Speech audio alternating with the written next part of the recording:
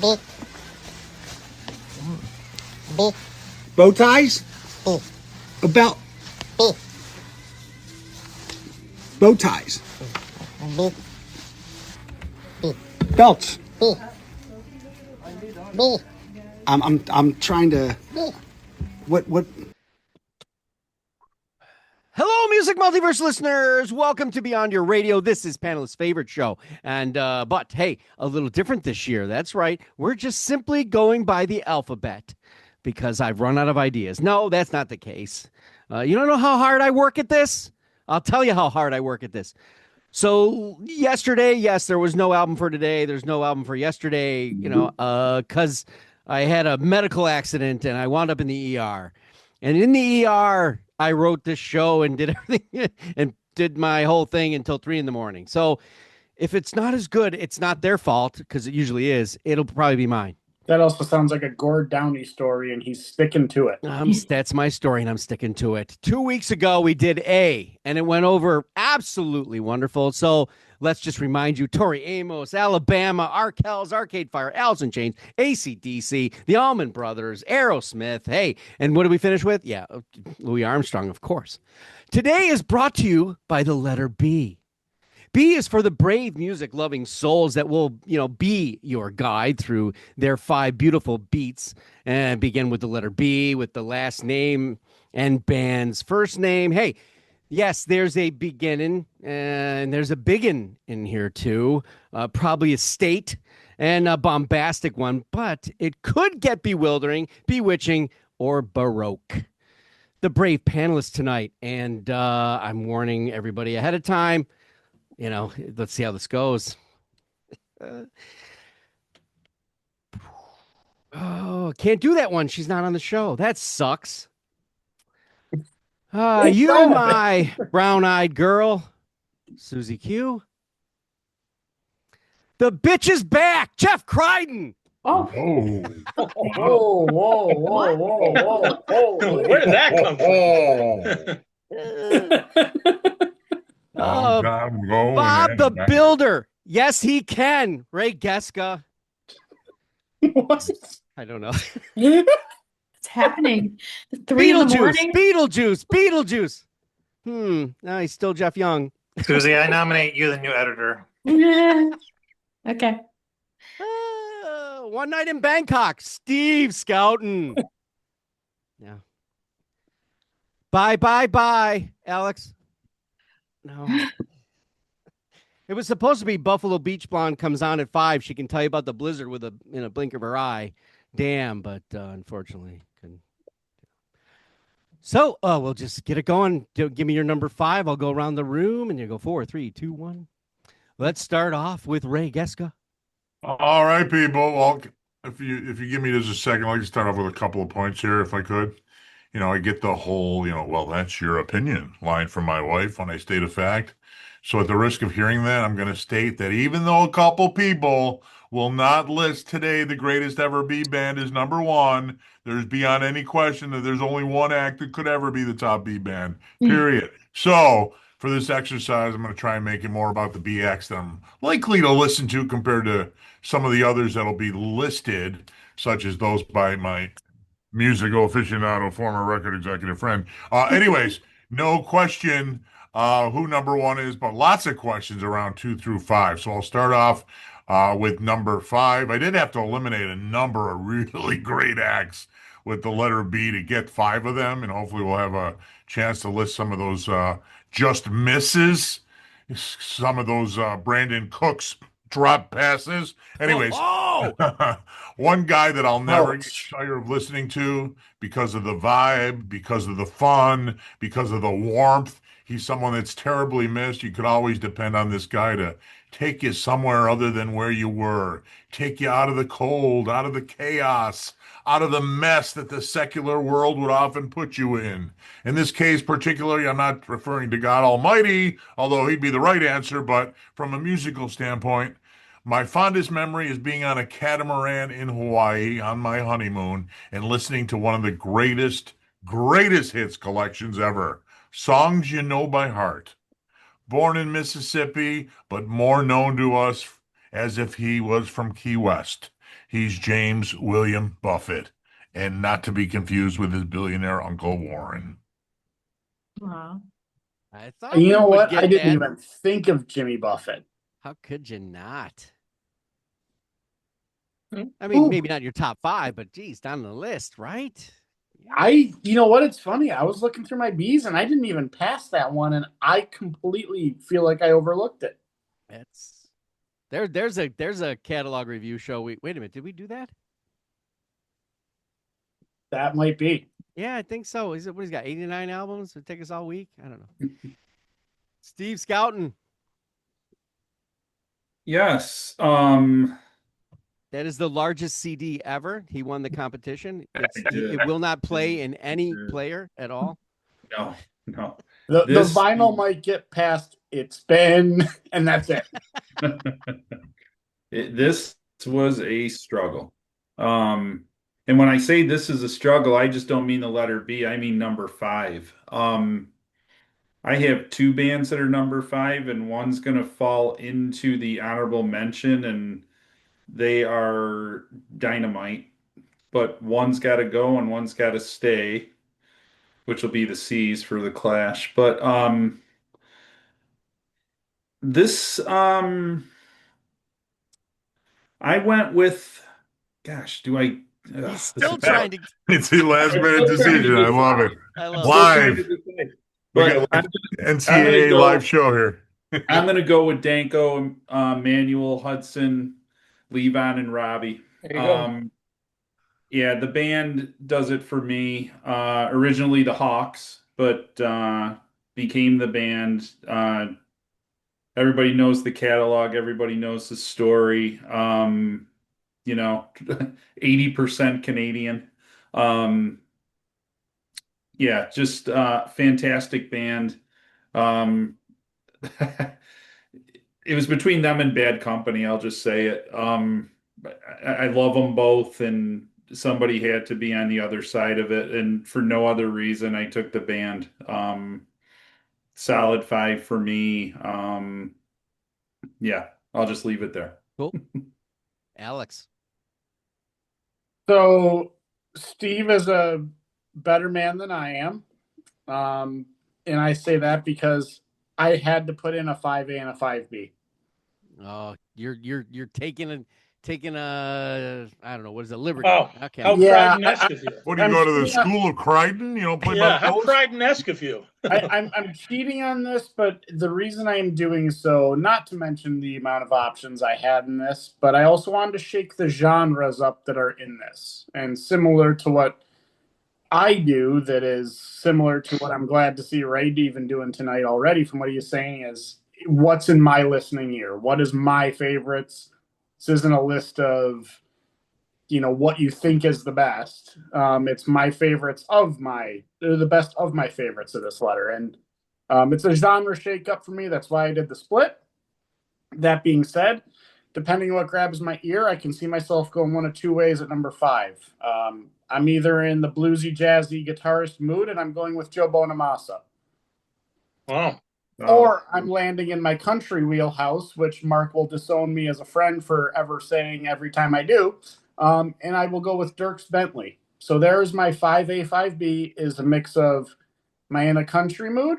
Am I in a little bit of a bluesier mood? And so it's this Jonah Bonamassa, Dierks Bentley split at 5. Nice. Right. I especially love the way you pronounce his name. Jeff Young. Well, I'm going to follow the rules and just pick one for you. Such a straight edge guy. No school of Crichton here. I am picking a little bit older person for this, but I don't know if you've heard of this person. His name is Beethoven. Oh. So, I Wow. mean, how do you not pick freaking Beethoven, right? Everyone has known this person since Good he's one. been alive. Uh, Back in like what year was it? Like he lived till until 1827, and everyone still knows who he is. So You played him on recorder in music school in middle school. yeah, so I mean, if you read about him, which I had to for this, it says he transformed nearly every genre he touched, expanding the scale of emotional depth in Western music. So he basically, like we can appreciate for all modern or rock bands we grew up, he basically changed the game for everybody. And one of the most impressive things is by the time he was 20, he was deaf. Yeah. Before he did his best work.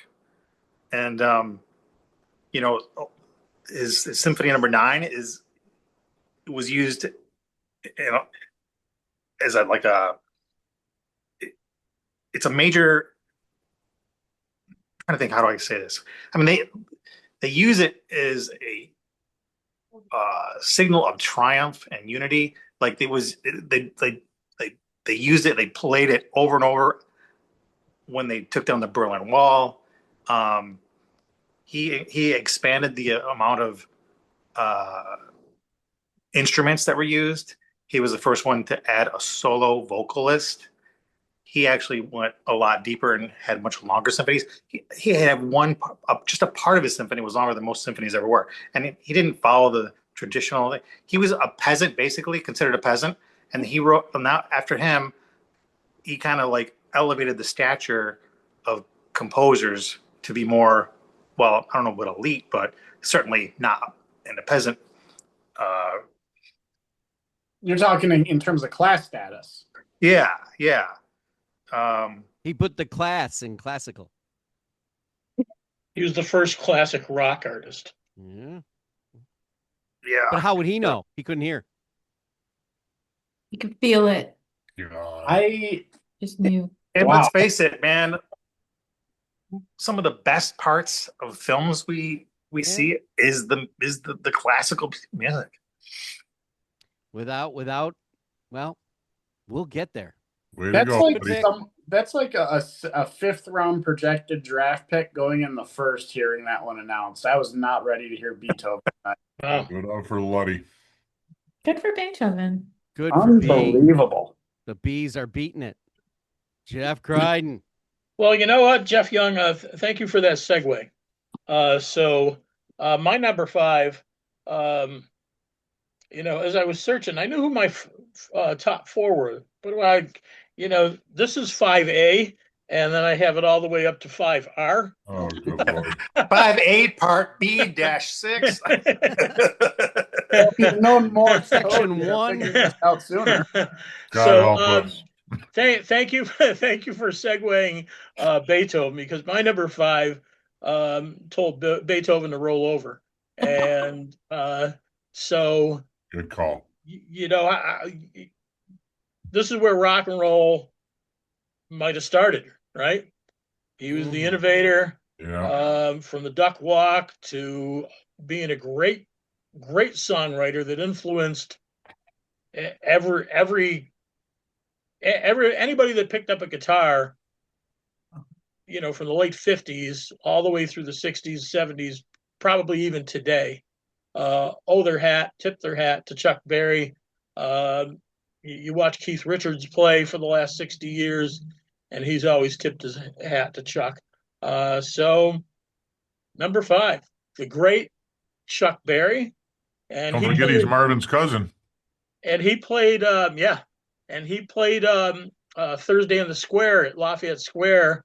Oh gosh, back in the 80s somewhere. Oh, wow. And he comes and he would always just travel with his guitar wherever he landed. He had to have a Cadillac.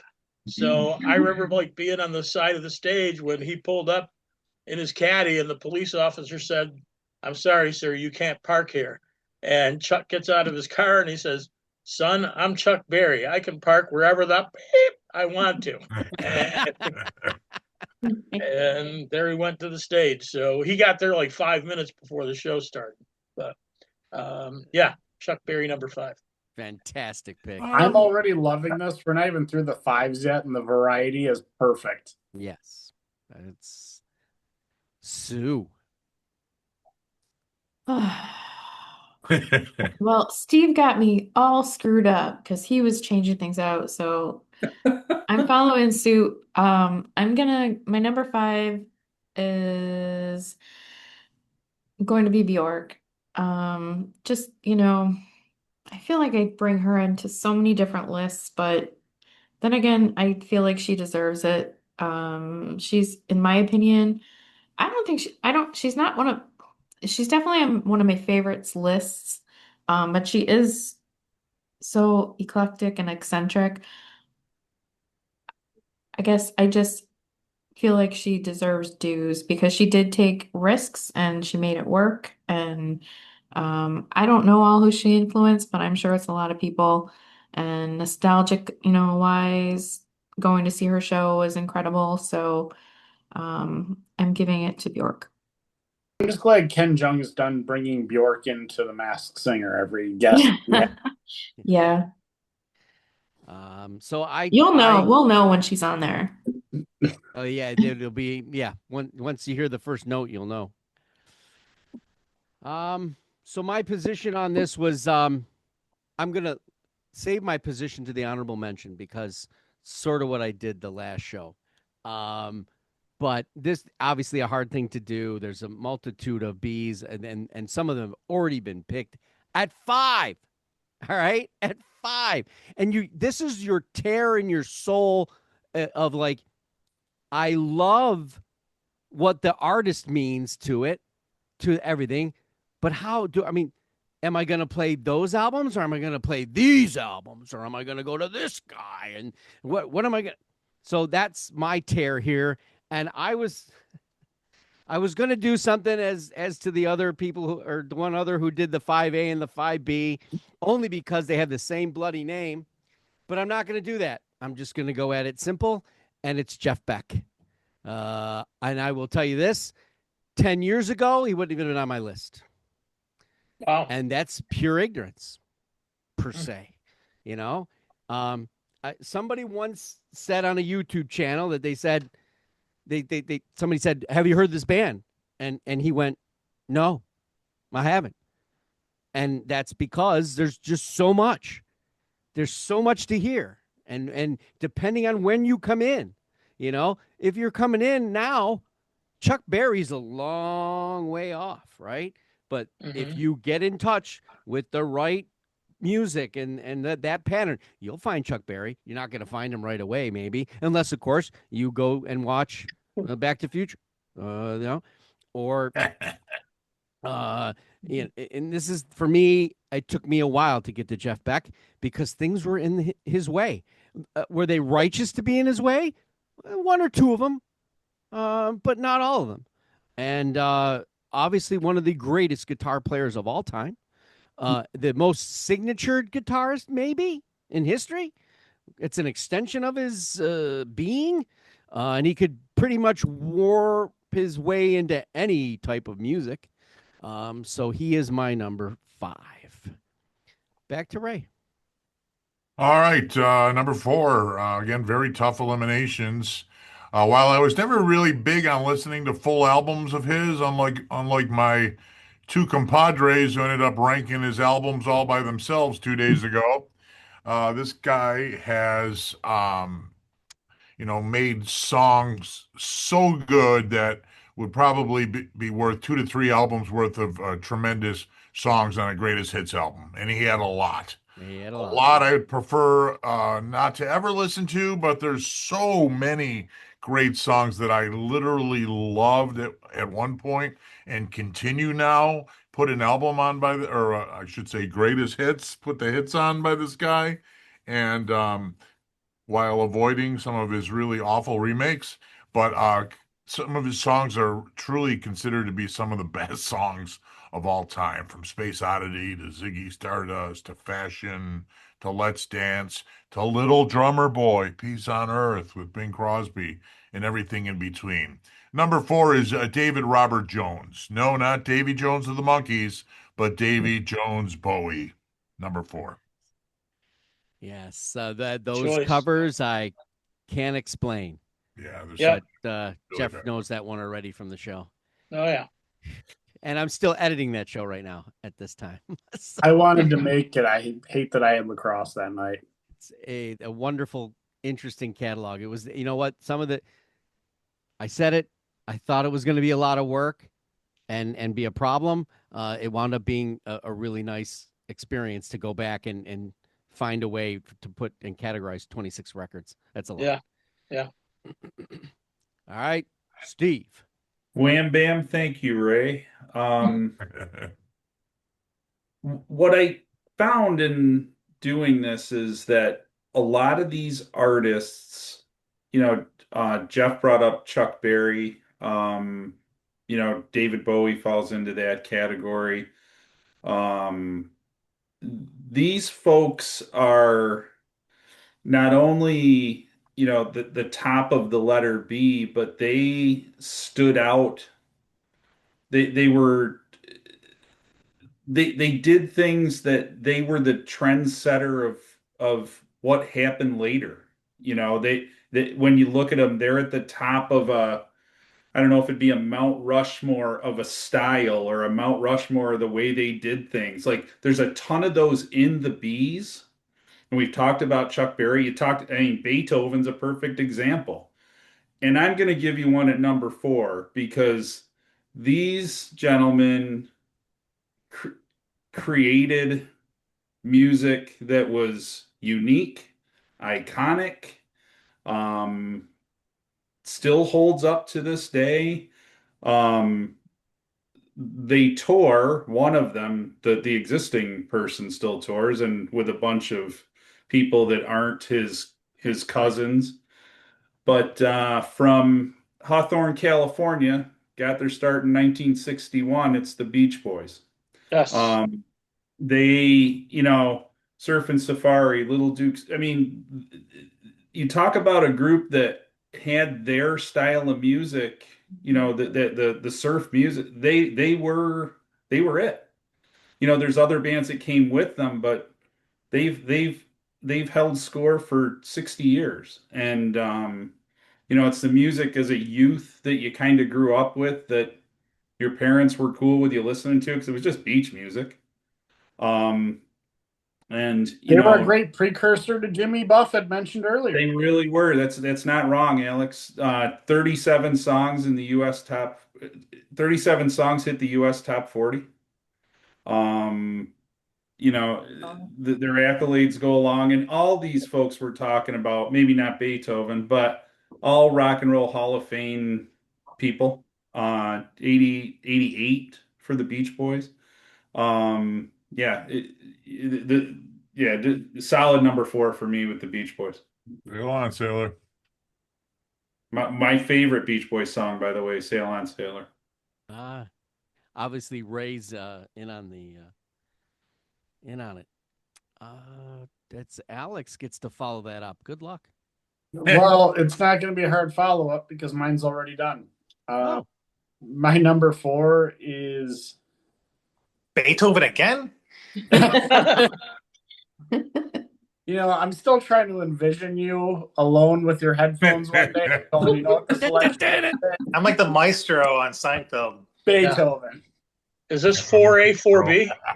It could have been. In all honesty, Jeff, it could have been. The reason I say that is because I eliminated one band from my list, because now that I've re-altered my screen to the order of tonight's show, to my left, currently, it has the album behind him of the band that I cut, because I figured it would be coming up tonight. So my number 4 goes to the person to the left of him, who was 2 prior, and I am going to copy David Bowie as well. He was a choice for me that I don't think in my younger years, and I say even in my exploratory music years, I don't even think I truly crossed him or truly appreciated him. It was probably only in the last 3 to 4 years, probably actually really started with his death in some way, but his work really started to creep into my listening habits. And I've really started to appreciate the way he's been able to change his style. You feel the progression in his work, but you still feel it's authentically him. And I think that's something that's always resonated with me for his work, that I'm now at a point where I hear a Bowie song and I don't care what mood I'm in. He's getting to be one of those artists where I can't turn it off when he's on.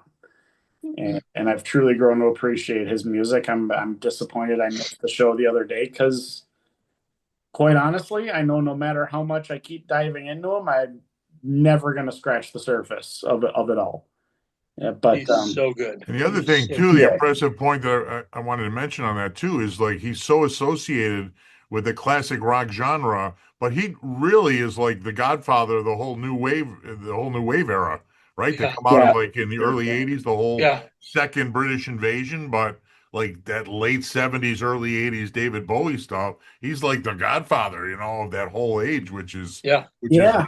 cool. And it transcends Love Bowie. Love Bowie. it Love him. transcends music in the sense that, for one, I told my mom the other this was sometime in late 2025, early this year maybe. I just said I was listening to Bowie one day and I just go, I'm surprised it took me this long to get into him. She told me she saw him in concert and I was like, Yeah. please, I wish you could tell me more because my Oh. mom can't describe music as well as some people on this show. I saw him 3 times. Series I feel Go like- go or go to 83 go for to me. you go to YouTube. Go to YouTube and just pick out any show. And I think the second thing with him that I really like is there's a little bit of, outside of his musical prowess, there's a little bit of a method actor to it. Oh yeah. A The little alter bit. egos, Totally. the characters. See him in concert, man. That drives that note right home. So, yeah, Well, you I know, will- There's on something about Broadway, that I always appreciated. on Broadway, Bowie was in The Elephant Man. Who's the therapist, right? I'll take Elephant Man trivia for 300, Alex. Oh, Clarice. You watch it because there's a tell. He definitely, he even made the statement himself that the only way he could be on stage is if he was somebody else, Yeah. persona. And he Yep. created the most personas of any musical artist in history. Ever.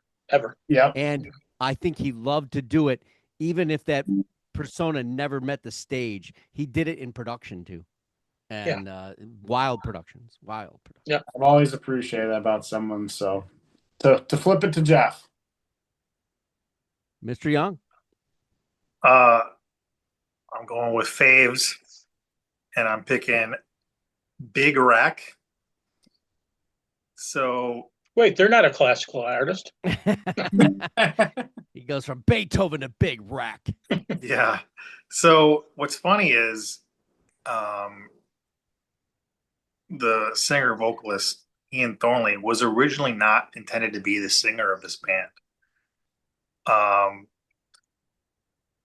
But he took over vocal duties because they're unable to find anyone to fill that role. So I'd say it worked out pretty well. Yeah.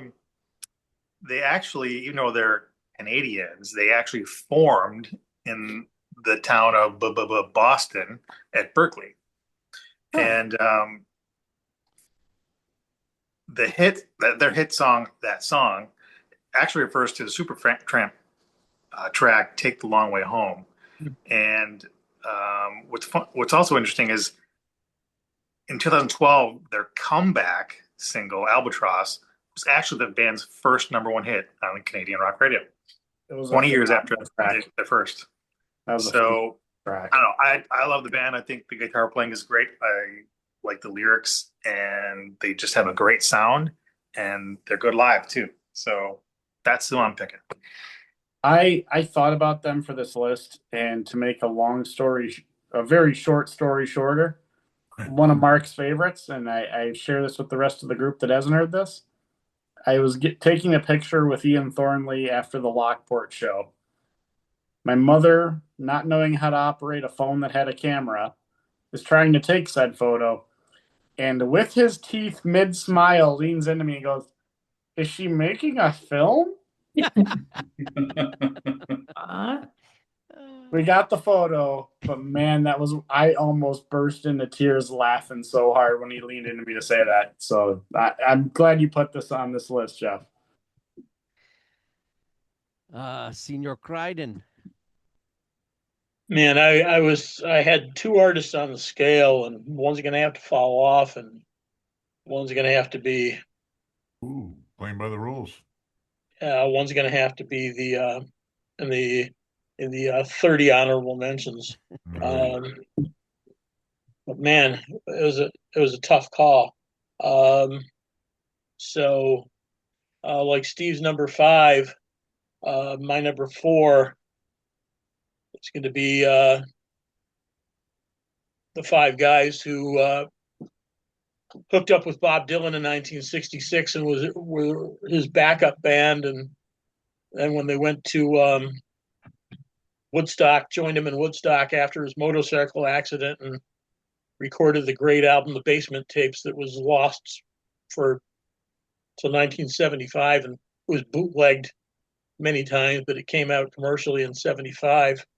But up until then, from their first album, Music from Big Pink, to their self-titled second album, to the third album, Stage Fright, which I wound up seeing the band for the first time in Saratoga, at Saratoga Performing Arts Center in 1970 as a young lad.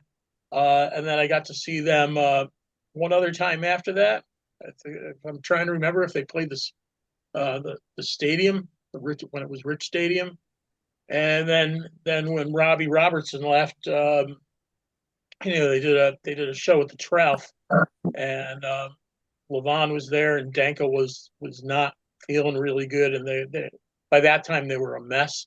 But from the time they recorded the Basement Tapes all the way to the last waltz, they were great. They were one of the best bands around. So there they are, number 4, the band.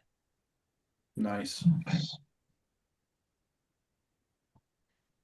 And I can't believe I dropped them in favor of The Godfather of Soul. Sue? We're only on number 4. Yes. Yeah. Okay. Yeah, everyone's sharing their long division tonight. I'll get right to it. I'll be quicker, I swear.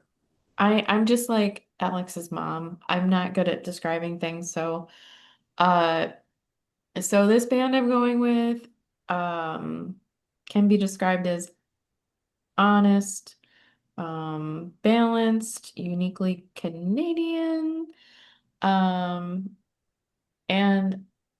I think the music kind of grows on you.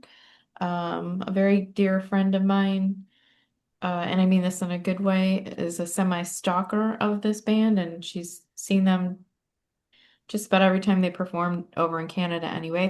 I think she and her daughter actually may have come over to the States a couple times to see him here too.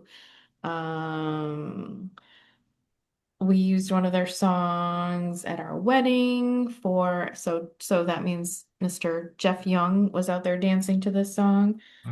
Allegedly. Lost Together, allegedly. It's Blue Rodeo. Oh yeah, that was the breakdancing section of the. That was it. And you did an awesome job out there. Popping and locking, you know how it goes. Great choice. Blue Rodeo is awesome. Better. Yeah, they're a great mix. I'm assuming, most people have heard of them, but country, folk, rock, all of it. An intro to music in my life. I grew up on Thursday at the Square and whatever was performing. I still remember my dad taking me to that show. Aw, there you go. Yep. They are staples of this community, that's for sure. They play Yep. here an awful lot. Okay. Big Wreck. I think it's one of the North American bands that has not somehow met North American ears. If it's any band that could be brought down from Canada and play in the U.S., it's them. That sound, that guitar, that he gets it. And he knows how to deliver it. And his bandmates, even when they're not well, will continue on and play despite. So I won't say much more. If you do not know who they are, this is someone you have to look up, and it won't matter what album you pick. I don't. Ray. So Big Wreck was your number 4, Mark? Yep. Okay, gotcha. All right, very good. Thank you. So on to number 3. Again, watching so many fall off the list that were so very good. This band's debut album is one of my favorite albums of all time. Their second release was nearly as good, and I can listen to both of them over and over again, and I have for the better part of 35 years. Their first release was actually the first album I bought on compact disc, and I've seen them 4 times in concert. They never disappoint. They're dirty, raw boogie rock in the vein of Sticky Fingers era Stones or Rod Stewart with Faces, along with Steven Tyler, Stephen Marriott. A lot of similarities.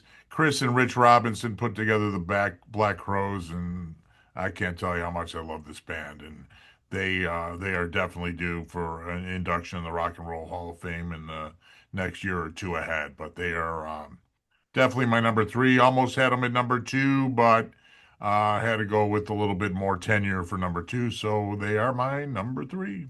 Talk about tenure, right? It's not like they were started a few years ago. Yeah. Yeah. 36 years this year. 36. I say they got to be hitting 40 soon. Just imagine having the tenure of Beethoven. Yeah. Yeah, he's been around. So my number 3, again, falls in that category of much like the Beach Boys. This gentleman, and much like Chuck Berry, he's top of class in what he does. I've often referred to Ray Geska as the hardest working man in show business, but truthfully, the Godfather of Soul. There you go. One, James Brown is my number 3. Among the first in the opening group of folks inducted into the Rock and Roll Hall of Fame, along with Chuck Berry.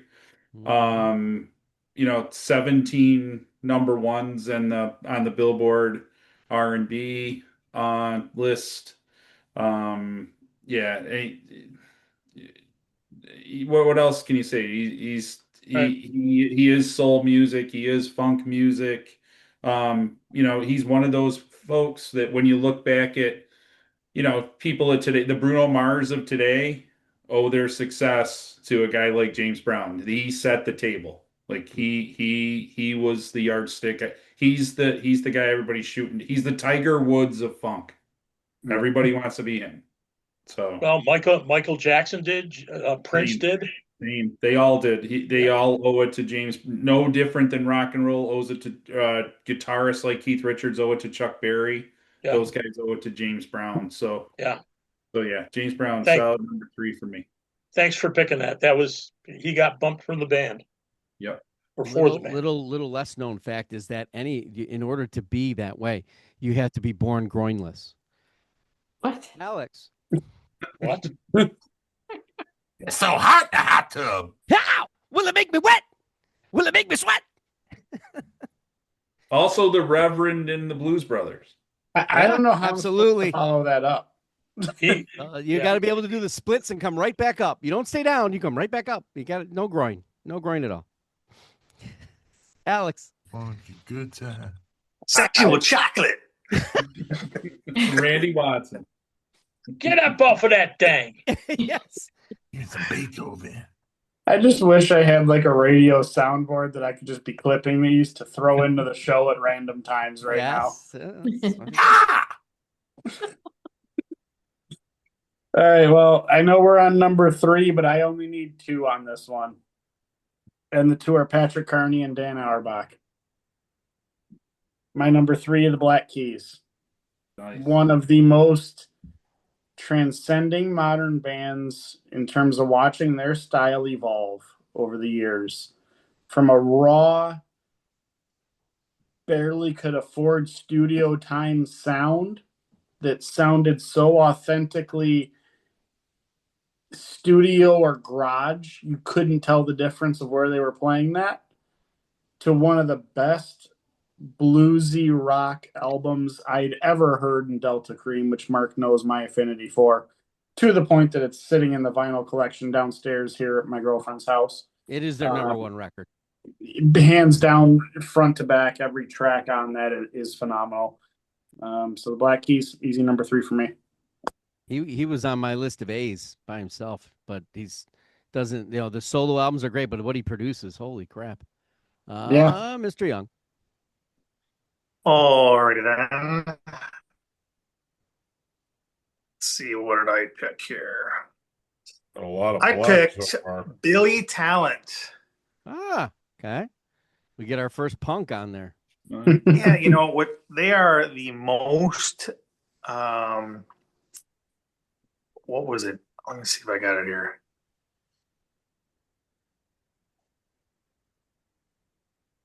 I don't know.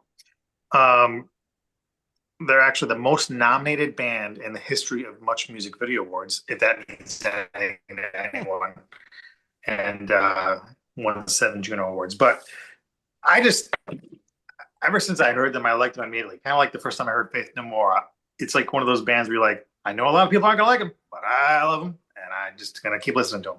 And I just really like a lot of their lyrics. They got really good fast bass rock or punk, and even slower songs, which are very good.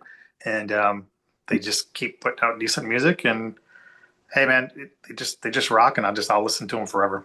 And again, it's a fave. It's not in anyone's list of even the top 50 probably, Your but favorite. it's on that. It's my number 3. They were great live. I agree. They were good. Jeff Crichton. My number 3 is one of the most influential bands in rock and roll history, maybe.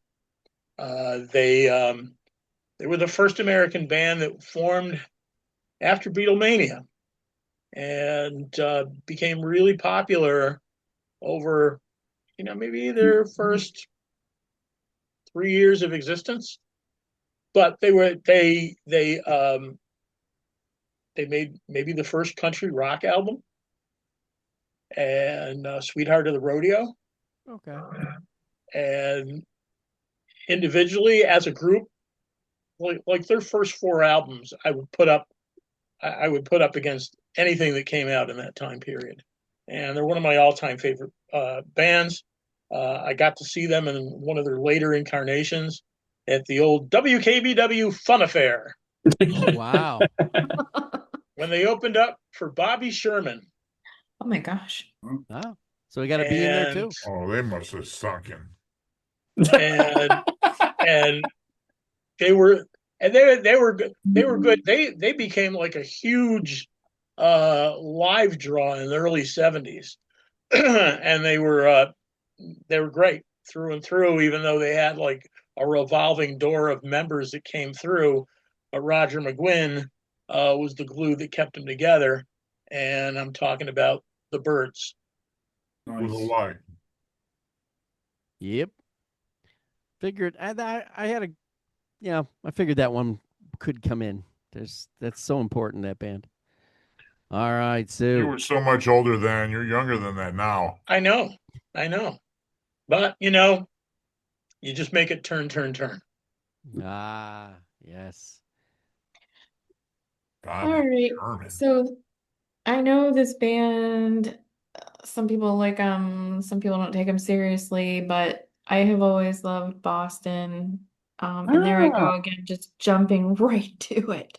But I guess you either love their sound or hate their sound.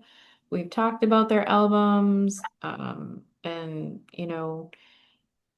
I love almost all of their songs, to be honest with you. So I don't know what to say about them other than they're a standard for me. And maybe there are so many. Listen, there's so many other. I mean, some of them have been mentioned, and I know some of them have yet to come that they don't stand up to. But I guess the time that I was born, I grew up thinking that they were awesome. So they will always be to me Boston.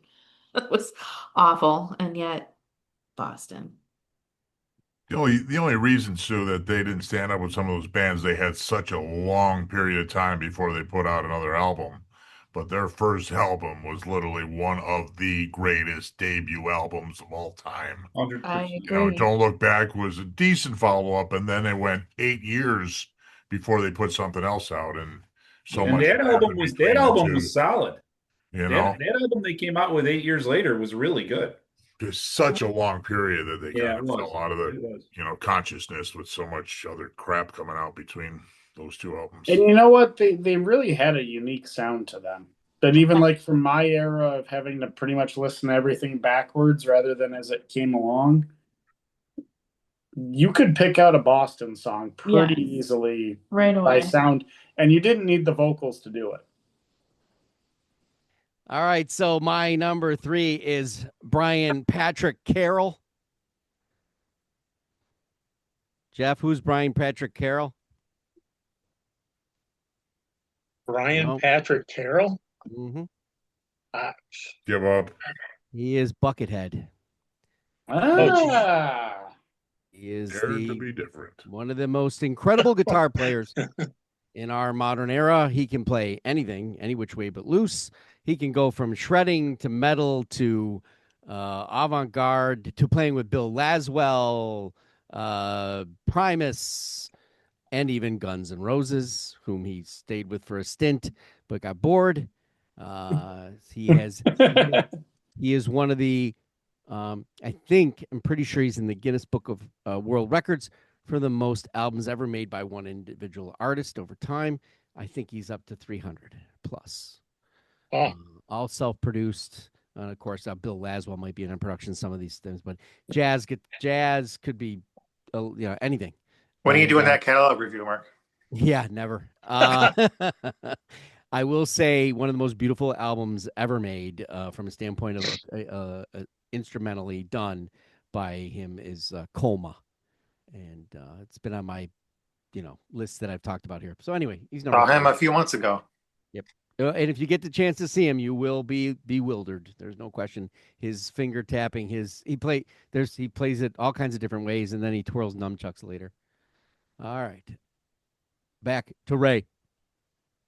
Yeah, it gets pretty easy at this point. Number 2, it seems that, we've talked about this band on numerous Beyond Your Radio shows over the past year. The words tend to repeat themselves, so I'll just quickly reiterate a couple of points. One of the greatest debut albums ever made, and he's the greatest living rock singer. And the songs continue to stand the test of time.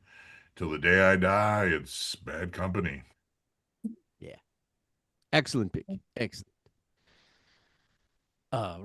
Steve, you're gonna follow that up with?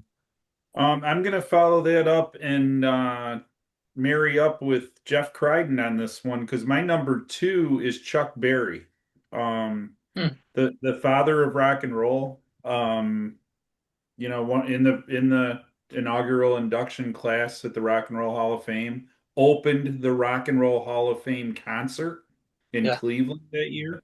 Yep. Just a stud. He just did it all. The duck walk, you name it. Jeff covered it. I'll just say Chuck Berry, solid number 2 for this guy. Can't go wrong. Excellent. Alex. I almost changed my number 2 to number 1. Still remains as number 2. I'm doubting I'm going to hear this band the rest of the way out, but hey, I've heard Beethoven. I could be surprised, and it's probably the same person that might even throw him on this list. My number 2 is the transcending genre mix of hip hop, a little bit of Brooklyn in them. I'm going to go with the Beastie Boys. Nice. That group and the sound that they produced, nothing replicated, great rhymes. The feel of an EDM music before house EDM music was really truly a fad or a thing. Hi, Simba. It's such a shame that they were cut short in the way that they were. To lose a member before truly, I could still see them producing music to this day if they were all together and alive. Beastie Boys are one of the most legendary bands for what they were able to do to truly change music in the way we listen to it. Yeah. So Beastie Boys at 2 for me. So nice. So far, no mention of Laura Branigan. Jeff Young. Well, I go with Black Sabbath. Fortunately, it's like getting 2 bands for the price of one because the 2 best versions are obviously with Ozzy and Dio. Got to see both versions, so pretty happy about that. Nice. And I was reading a couple of trivia things here. Their original name, one of them was Earth, and Black Sabbath was inspired by the 1963 horror film Boris Karloff film of the same name, and they decided it's a good idea. Maybe we should make some scary music. I don't know if you knew this. You probably did, but Tony Iommi injured himself in a sheet metal factory. So he lost the tips of his middle and right fingers on his right hand. And to play, he used homemade plastic thimbles and detuned his guitar strings, which accidentally created the heavy, sludgy sound of their metal that everyone knows them for. The drop D. And their self-titled debut was recorded in a single 12-hour session in 1969. And Paranoid was just a filler song they wrote in about 25 minutes because they just needed one more song on the album. They didn't know it was going to be probably the biggest song they've ever had. Right. And then, the famous cough at the beginning of Sweetleaf, that's actually Tony Iommi, who began choking after smoking a joint given to him by Ozzy during the recording session, and they just kept it. Oh, and, I do cheers. Oh, yes. Show the mug. It's a great stein. That's a really good stein. I believe you're next. Yeah. Number 2 is an easy one. They made their mark in the 60s, and they discovered a genre, right? Surf music. And, Brian Wilson wrote some of the most iconic, beautiful, great songs during that era. It's sad what happened to him, towards the end of the 60s. But, however, they were a rich singles-oriented band that put out, great records like I Get Around and Fun, Fun, Fun and Help Me Rhonda. And then, Brian goes into the studio with who's who of the best musicians in California while the other guys are out on tour. And he writes Pet Sounds, one of the greatest albums of all time. And then what does he do? Right after that, he writes Good Vibrations. And then he produces an album called Smile that he winds up putting on the shelf for 20, 30 years. Yeah, and Smile might even be a better album than Pet Sounds. But throughout it all, the Beach Boys shined.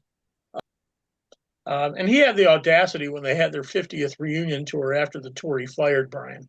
So Mike loves a dick. Whoa! Nice.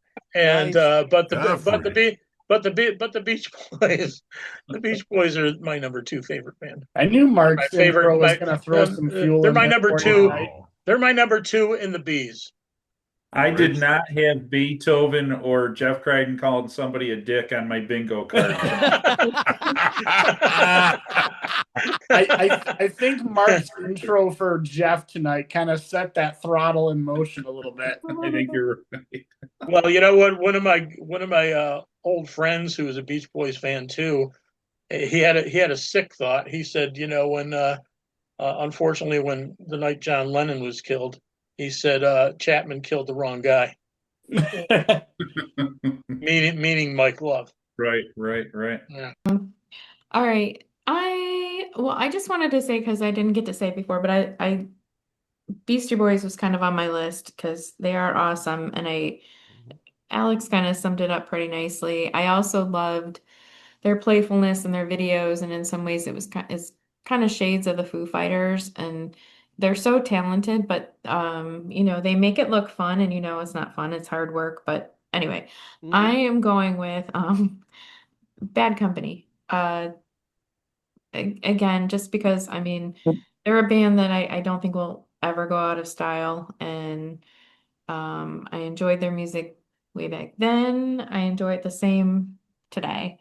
And so again, awesome band. There's a couple maybe that are still by standards above them. I don't know, but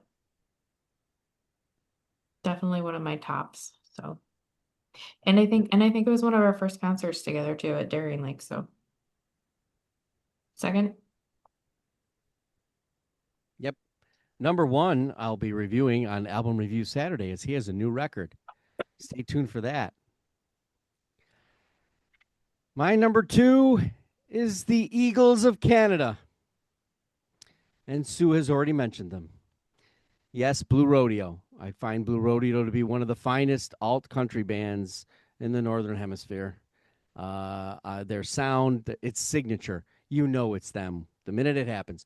Whether it's the one vocalist or it's the other one, whether it's Greg Killer or it's, oh, come on, Mark. Wow. Jim Cuddy. It's, and the piano solos, as important as guitar solos, and maybe even more so, because nothing shines like Diamond Mine live. Nothing. Ray, you're number one. I love knowing that I've seen rodeo in crappy dive bars. Yep. All right. So, like I said, matter of opinion, and, all these folks are daring to be different.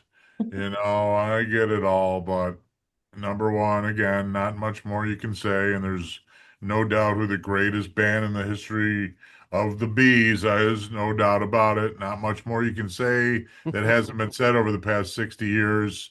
Their American debut and the start of my life were actually 1 week apart, as a matter of fact. Oh. Yeah, so Coincidence? I like to say that I started a little history. This band certainly started a lot of history. Legendary, forever written in the annals of time. Aside from maybe the White Album or some of George Harrison's contributions in the late 60s, you can't find a bad song. Hard pressed, other than those, to find one. No question, number one B band of all time is the Beatles. Good night, everybody. Steve, would you care to follow that up? Love to.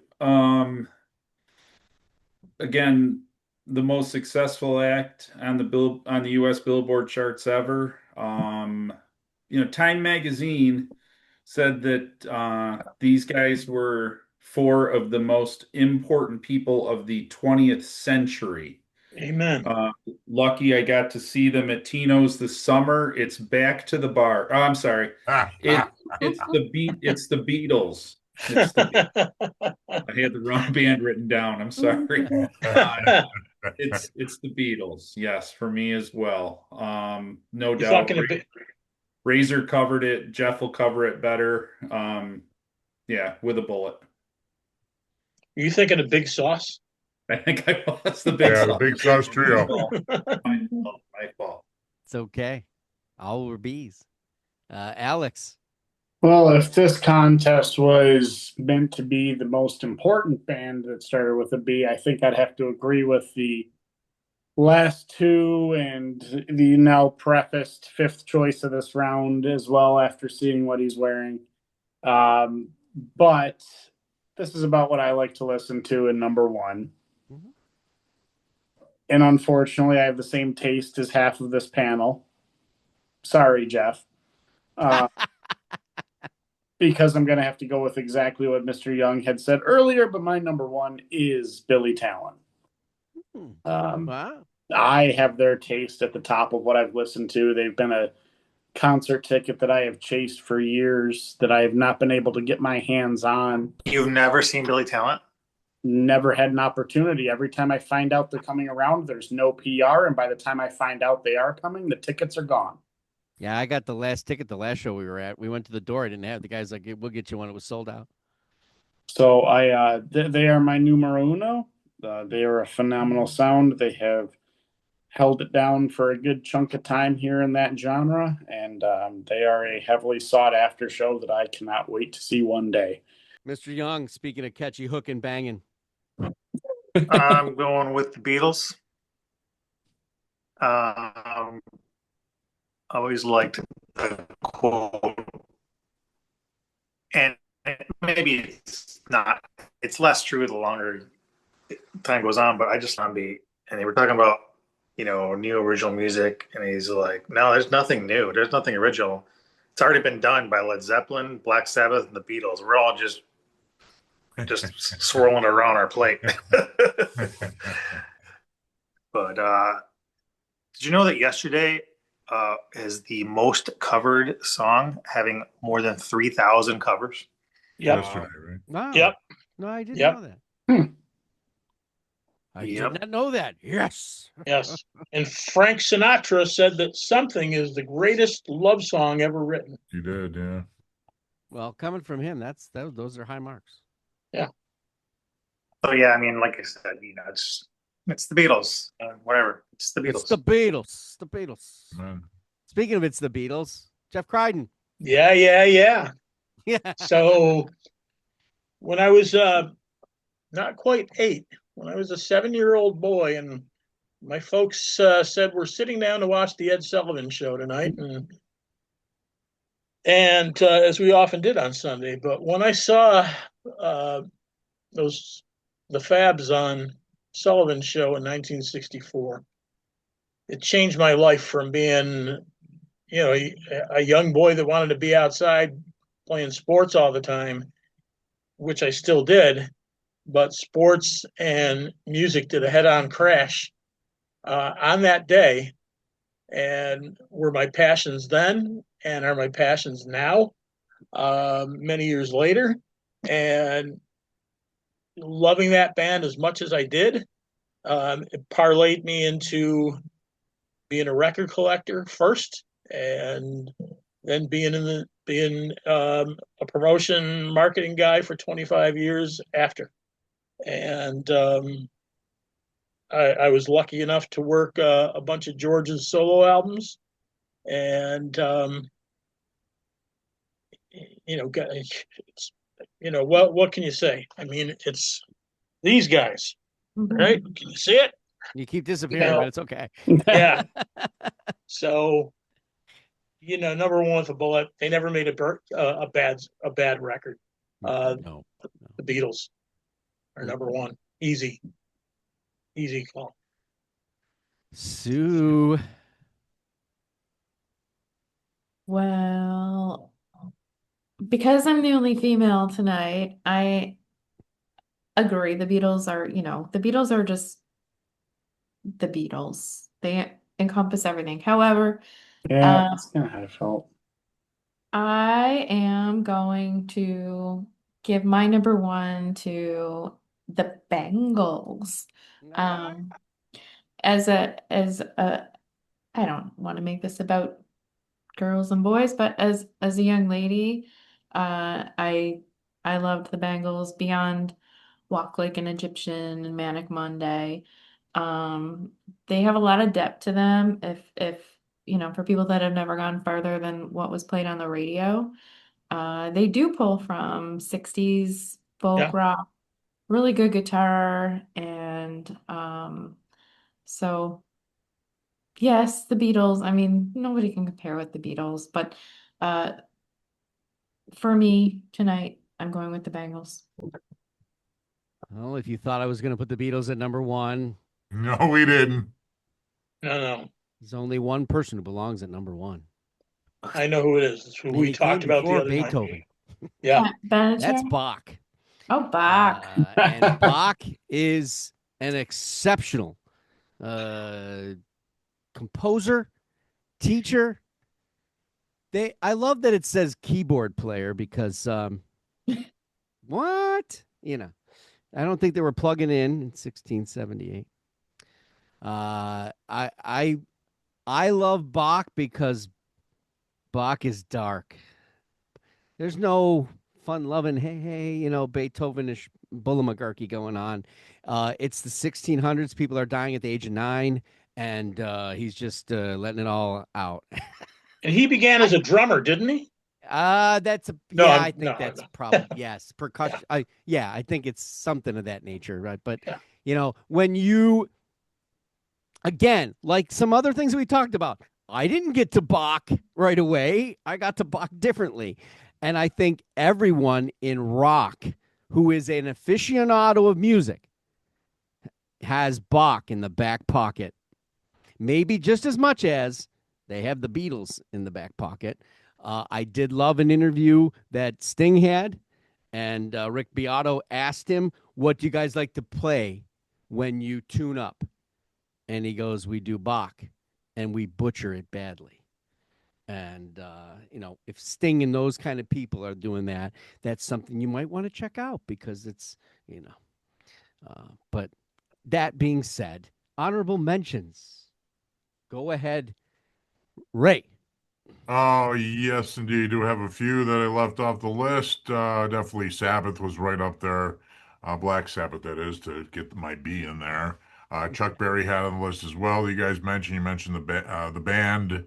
The thing is with the band, I really, really liked the band, and I liked a lot of their songs, but I didn't like all of their songs. So I think that's why they didn't quite make the list. But some of their stuff was just so very good, and I particularly like the stuff that Levon Helm was the lead vocalist on. When some of the other guys sang it, it was kind of hit or miss for me, so couldn't quite crack it. But anyways, Bad Fingers, another one that I went back and I listened to. Only knew like a handful of hits for most of the years, but over the last 5-6 years or so, I've gone back and listened to their catalog, and they're a tremendous band. If I didn't mention the Beach Boys, and then Pat Benatar got some votes for me, yeah. and one that I thought was going to make the list, but just kind of slipped under once I realized that I missed Jimmy Buffett. But you're talking about certain Canadian bands. One Canadian band I would put above it, just about any other than maybe the Tragically Hip or Rush would be the Bare Naked Ladies. Yeah. Well, look at that. Yeah. I was deceived by Steve. I thought that was making the top 5. Steve And supersized. particularly the Bare Naked Ladies prior to Stephen Page leaving. Once he left, anything, and it's been a long time. I mean, I think it's like what going on like 17 years or something It's got to be already. closing in on 2 decades. Yeah. I'm not saying he made anything afterwards, groundbreaking, I but kind of they- lost track of them, but from all Yeah. the Stephen Page years, man, they had a lot of great tracks, and they were really just a fun band. But to their credit, they haven't made anything groundbreaking recent, but it's still been listenable. Yeah, they're fun. There's a couple of tracks that they had that were pretty well done. But Stephen Page has been exceptional as of late, too, by himself. Steve, since we're going to Bare Naked Ladies. Yeah, they were obviously on my list. Ed Robertson still does a pretty damn decent job and you hear him with other stuff around. So yeah, Bare Naked Ladies were obviously on my list. I'll try to hit bands that nobody did because everybody else kind of has been mentioned, but Jackson Brown. Yeah. He was on my list. Buffalo Springfield.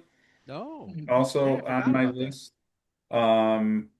A band that ironically I like them, but when I saw them live for the first time as an opener, I was disappointed in them, and that's Blues Traveler.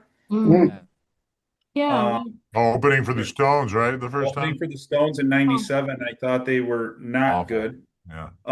And I'll leave it off with the greatest house band in the history of music, Booker T and the MGs. Booker T, yes, on my list. Alex, time is tight, isn't it? Well, we are going to touch all of the genres like I'm Pete Rose touching bases here tonight. I'm going to say from the rap hip hop genre, I'm starting to really grow on Bad Bunny. And I say that from the standpoint. I thought you were going to go Belle Biv DeVoe. Boo. Boo. Boo. No, their Winter Classic performance lost it for me. Especially after being live on the phone with you and Jeff Young for that. No, he's someone that I've grown to appreciate despite a language barrier that I don't quite understand. I still tend to gravitate towards loving what I hear from him. Same thing from the rap genre. I've always been a big Sean fan. Thought that he makes very clever lyrical references that has always gravitated toward me. I did have BNL on the list. They were as high as my number 4 on the top 5 at one point, and they slid completely off because I figured they'd get hit tonight. Was dead on wrong about that. Recent favorite, Bill Murray's been high on my listening list, despite just one album being what I featured on this show. I've hit them a couple times. Staying on the harder music, Beartooth, Bring Me the Horizon, two bands I have been big fans of from the hard rock genre. Bleaker Ridge, now known as Bleaker, a little bit of a Canadian hidden band that I've enjoyed. From the countryside, Garth Brooks. Stunned he did not make it out of just 7 people. Totally shocked. I'm shocked. I mean, God, he should have been number 1 or number 2 under the Beatles. Not. I figured someone would have put him on the list somewhere in a top 5 and Put him under my nothing. car. But Garth has always been I actually chose Dierks Bentley over him. And then finally and last but not least, Michelle Branch. Huh. Michelle Branch. Michelle Branch? Yeah. Yes. I worked with her. Yeah. Pop gold. I Barney love did the listening to her stuff. First two Barney. records, right? That's Did a you do the guilty first two? pleasure listen for me. Barney, Yeah, I worked her first couple albums. Yeah. he owes me money. He owes me money. Happening. Awesome. I didn't know that, Jeff. Mm-hmm. It is Jeff Crichton next, right? No, Jeff Young. No, Jeff Young. Jeff Young. Sorry. The order got switched again. I mean, you got your Led Zeppelin, Metallica, you got your Van Halen. You know, what else can you say? I don't know. There's really not. I mean, I was wondering if anyone would even mention or bother to mention like Blink 182 or Bon Jovi just because they're names, but I mean, most of mine that I would have picked have already been mentioned, so I don't really have anything. Okay. Jeff Crichton. Okay. Bowie, been an honorable mention. Bad Company, Jeff Beck, all the people that have been mentioned. James, the Godfather, James Brown. Badfinger, one of my all-time favorite bands. I have the Black Crowes. I have the Springfield.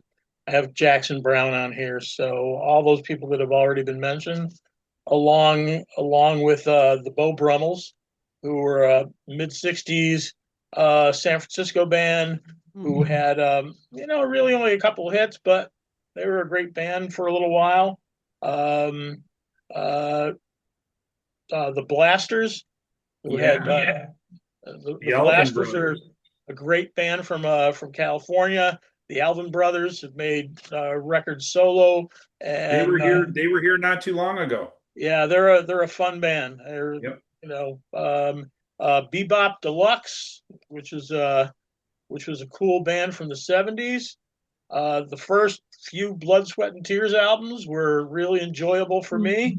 Then don't laugh at this one. You take out Saturday Night Fever and Spirits Having Flown, and having Barry Gibb take the leave the falsetto by the side of the road, but a good chunk of their stuff from when they began in '66 is classic. When they were recording their very first album, they were watching the Beatles produce Sgt. Pepper, and the Bee Gees continued to make great music through the '80s. I was lucky enough to work a couple of their albums. You Win Again was an international hit, and radio programmers didn't want to play it here, which is sad because it was a great song, and those guys were really down to earth, nice guys. I got to spend some time with them, and the great underrated Tim Buckley, whose son after his son got more notoriety than his dad off of one record. But Tim Buckley holds enormous. Should be way higher than he should have got as much ink as his son got. At least, if not more. Right.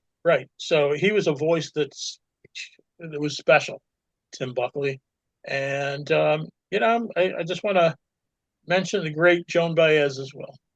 Okay. Sue? I had the Black Crowes. I was thinking about Bon Jovi just because again that was a big chunk of growing up time and North Park dances. And then a band that I'm still getting into and appreciating more is Blue October. But don't really know enough about them to say they're awesome. All right. I'm going to give you two honorable mentions that are obtuse, and I want you to check them out. Some of you may know, some of you won't. Imagine that. I will tell you that if you want shocking, metal, progressive, where is this going? What does it mean? Where does it come from? Blood Incantation. I didn't think I would ever like this. These guys are musical geniuses at a rate of thrash and metal and rock and jazz. It's absolutely insane. One of the best albums of 2024. Jean-Michel Blaise of Canada, to sit down at a piano and just make the music he makes. He's a no one really in the music industry, which is terrible. He's a gorgeous piano player, and he was actually discovered playing in a front vestibule of one of the hotels. And then the Beatles. Why an honorable mention? I think this is a show, actually, in this. While I completely respect and I hear the Beatles, listen to the records, I tend to fall away from it more and more each year. And that's because I'm trying to fit new music into that space. All right. And I know that this list, while the respect and play that they get is always going to be there, it's always going to be number one or maybe number two for people, depending on the demographic is of what it is, and the certain age is what it is, and more so. And it can grow, and it's a starting point, or it can be a reverence, and it's hard, when you're at where you're at, and that's why for me it doesn't fall at number one. But when you put those records on, you don't turn them off, because they're like everyone has said. There's really not a bad song. There really isn't. Every one of them, it seemed like when they went to the table, even though at the table they may have been completely high as hell, they still had the intention of making great music regardless. So, which should be the intention of any person, whether they're an A or a B, or maybe in 2 weeks, a C. We're on the web at beyondyourradio.com, Facebook, Twitter, Instagram, YouTube, of course. We got articles, videos, podcasts, all about albums, bands, artists, anything we can get our hands on in these shows like this. So what, it went long. You'll learn something, I hope. Go Beyond Your Radio. That's a real music appreciation channel. Thanks for watching. Happy listening. Peace.